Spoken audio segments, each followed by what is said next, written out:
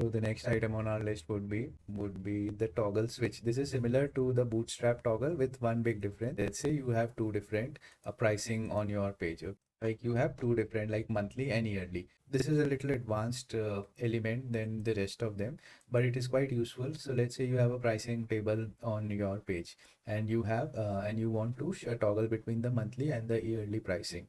The toggle is at monthly, then what will happen is that this will toggle this class, which is basically the visibility class of that element. So let's say I will set the target class to monthly for this one. Oh, sorry, this would be monthly, this would be yearly, and I will make this default. Now what I'll do is I'll add two paragraphs.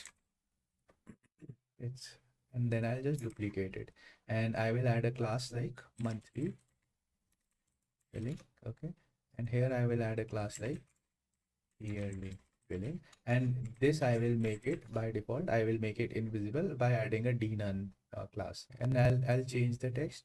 I'll say instead of this I'll say monthly billing, and here I'll say yearly.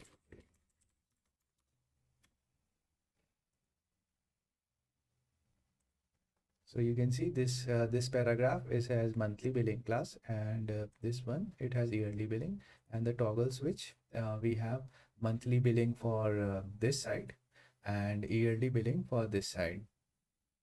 And then I'll go to export and I'll see instant preview.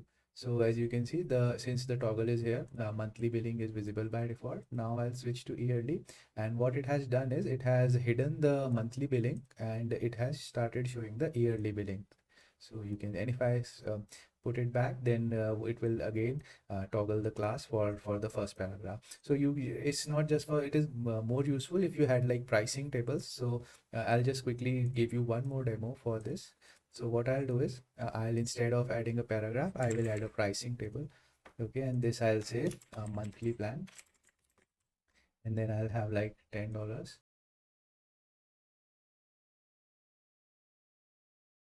I can say like power plan, and this is the monthly billing. Okay, so this would be like a business plan. And what I'll do is I'll add the monthly billing class here,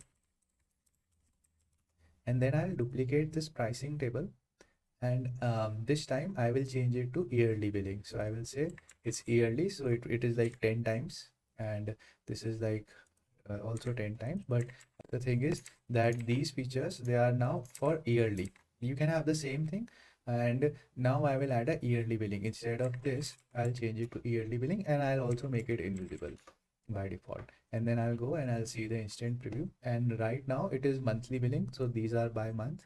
And when I toggle this, you can see it has changed into yearly billing because we applied the yearly billing class on this, and these buttons can also link to somewhere else. So this toggle is quite useful when you have to show when you have to make a switch based on the classes.